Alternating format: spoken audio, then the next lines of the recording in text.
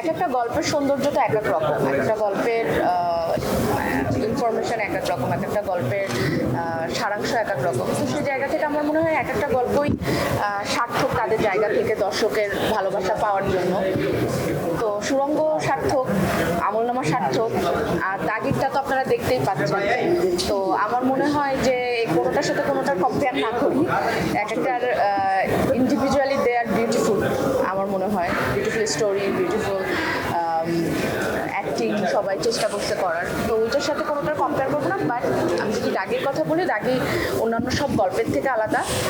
শুধু সুড়ঙ্গ বা আমলনামা না, আজ অব্দি যতগুলো ছবি আমাদের রিলিজ হয়েছে রিসেন্টলি, তার সবগুলো ছবির গল্পের থেকেই আলাদা।